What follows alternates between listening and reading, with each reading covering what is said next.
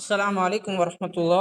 അന്നഹ്ലത്തുൽ ഇന്തിബാഹിയ അറിവുകൾ നുകരാം യൂട്യൂബ് ചാനലിലേക്ക് ഏവർക്കും സ്വാഗതം.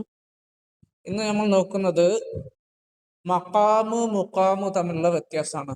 ചെറിയ വ്യത്യാസമുള്ളൂ. അപ്പോൾ എന്താണ് ആ വ്യത്യാസം എന്ന് പറയാം.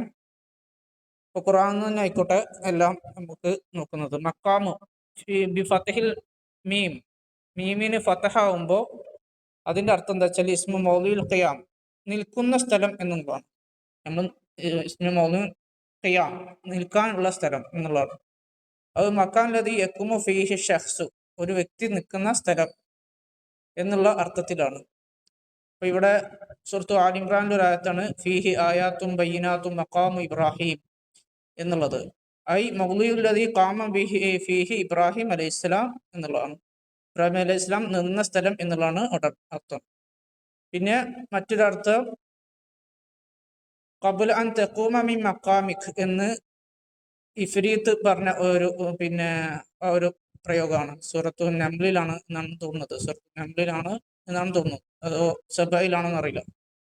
സുലൈമാൻ നബിയോട് പറഞ്ഞാണ് താങ്കളുടെ ഇരിപ്പിടത്തിൽ നിന്ന് എഴുന്നേൽക്കുന്നതിന് മുമ്പ്.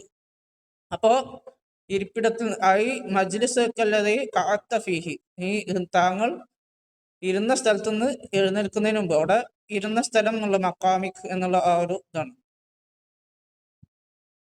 പിന്നെ അടുത്തത് ഇൻകാന കബുറ അലൈക്കും മഖാമി എന്നുള്ള ഖുർആനിലെ മറ്റൊരു ആയത്താണ്. ഔ മുദ്ദത്തു മക്കസ ഫീക്കും, അതായത് ഇവിടെ അർത്ഥം മഖാം എന്നുള്ളതിന് അർത്ഥം എത്ര സമയം അവിടെ നിന്നു എന്നുള്ളതാണ് ഇവിടുത്തെ ഒരു അർത്ഥമായിട്ട് പറഞ്ഞിട്ടുള്ളത്. അപ്പൊ മഖാം എന്നുള്ള അർത്ഥം എന്ന് പറഞ്ഞാൽ നിൽക്കുന്ന സ്ഥലം, ഇരിക്കുന്ന സ്ഥലം എന്നൊക്കെയാണ് അർത്ഥം. ഓക്കെ, ഇനി മുഖാം എന്ന് പറഞ്ഞാൽ എന്താണ് എന്ന് നോക്കാം. മീമിന് ലൊമ്മാകുമ്പോൾ അർത്ഥം അൽ ഇഖാമ, താമസ സ്ഥലം എന്നുള്ളതാണ്. താമസ സ്ഥലം. ഹസുനത്ത് മുസ്തഖറ മുഖാമ, സൂറത്തുൽ ഫുർഖാനിലെ അവസാന ഭാഗത്തായിട്ട് ഇബാദുർ റഹ്മാന്റെ പ്രാർത്ഥനയിൽ നമുക്ക് കാണാൻ സാധിക്കും.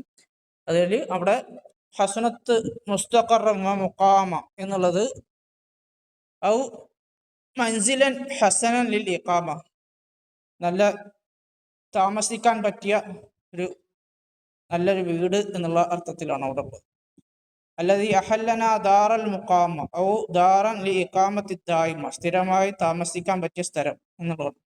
ലാ മുഖാമ ലക്കും ഫർജിഉ, അതായത് ലാ ഇഖാമത്ത ലക്കും എന്നാണ്, നിങ്ങൾക്ക് ഇവിടെ താമസ സൗകര്യമില്ല. അപ്പൊ മുഖാമ് എന്ന് പറഞ്ഞാൽ താമസ സൗകര്യം, താമസിക്കാൻ പറ്റിയ സ്ഥലം, താമസ സൗകര്യം എന്നൊക്കെയുള്ള അർത്ഥമാണ് മുഖാമ് എന്നത്, താമസിക്കാൻ പറ്റിയ സൗകര്യം എന്നുള്ള അർത്ഥം. മഖാമ് എന്ന് പറഞ്ഞാൽ ഇരിക്കുകയോ നിൽക്കുകയോ അല്ലെങ്കിൽ നമ്മൾ അവിടെ താമസിക്കുകയോ ഒക്കെ ചെയ്യുന്ന സ്ഥലം എന്നുള്ള അർത്ഥത്തിലാണ് എന്താണ് മഖാം എന്ന് പറഞ്ഞാൽ. ഇതാണ് തമ്മിലുള്ള വ്യത്യാസം. ഓക്കെ.